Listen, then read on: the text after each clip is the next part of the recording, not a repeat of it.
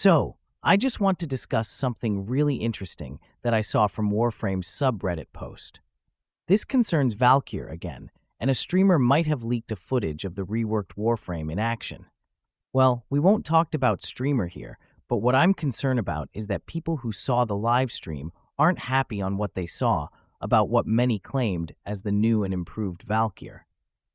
Honestly, I'm also an advocate on the Valkyr rework, as I was impressed on what Pablo showcased on their last dev stream.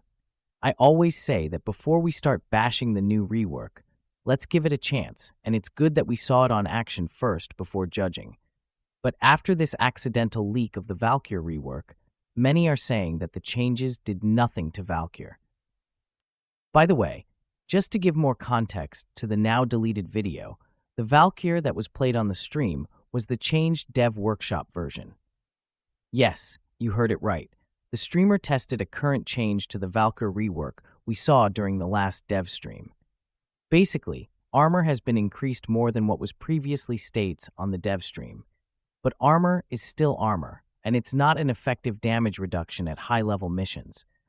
Also, the one posted this topic on Reddit talks about a death gate mechanic. The death gate is split into two parts. The passive bar had two segments indicating two death gates, but the streamer did note, however, that the passive drains upon death, which would be contradictory to this indicator. Just by knowing this, it feels really weird, and I don't understand what Digital Extremes are trying to achieve here.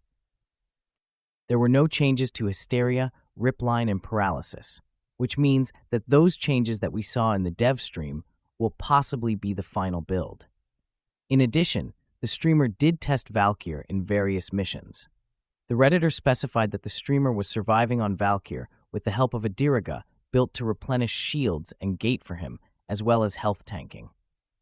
The gameplay shown, however, was not very impressive. He displayed Valkyr damage, which was already more than fine on multiple missions, mostly ignoring the discussion regarding health and level scaling, which is the biggest issue brought up by the rework.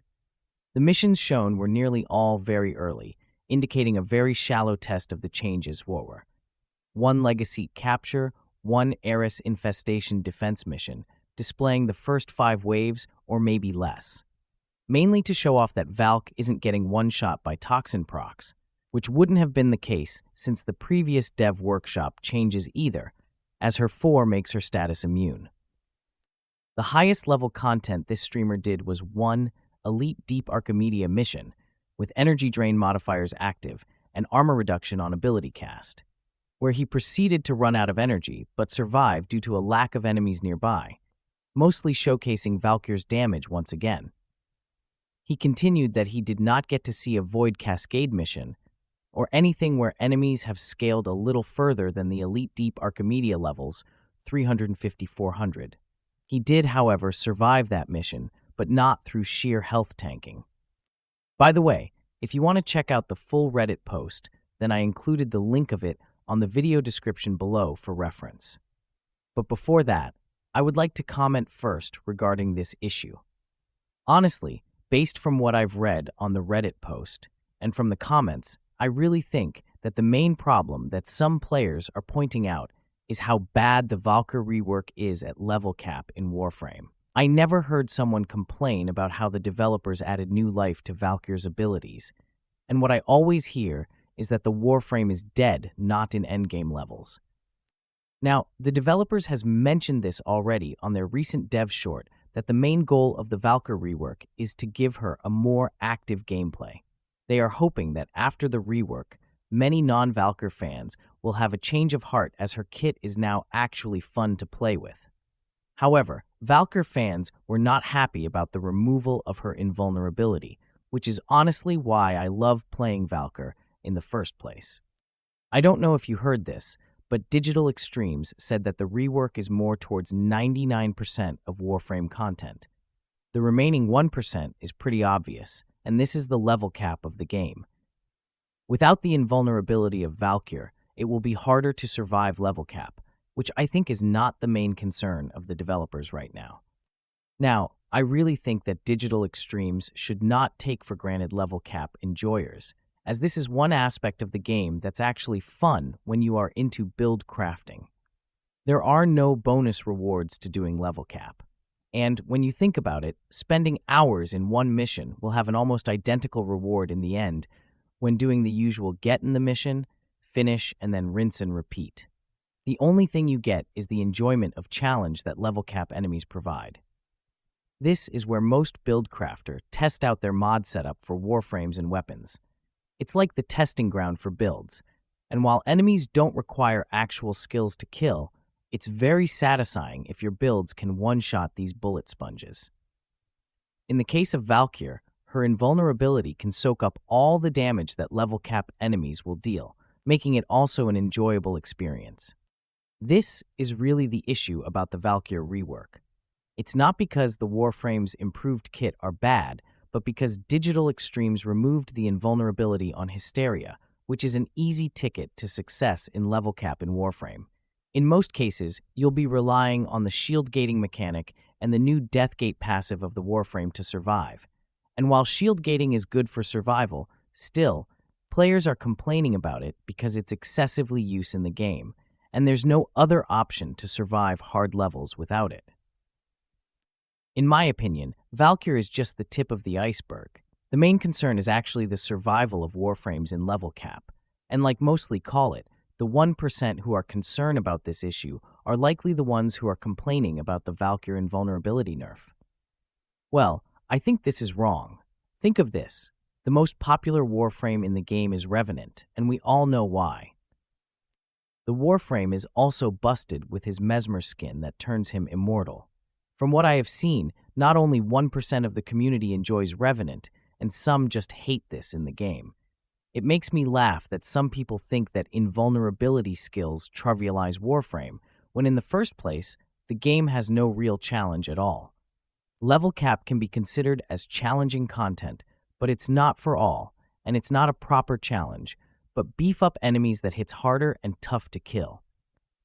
I just hope that we don't see another raid shenanigans wherein Digital Extremes take drastic measures and remove level cap content, because it's causing a lot of problems, and only a measly percentage of the player base actually plays it.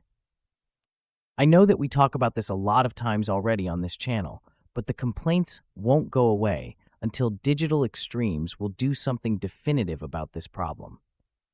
Many players agree that a proper rework to how health tanking works will solve this problem, and I totally agree with this.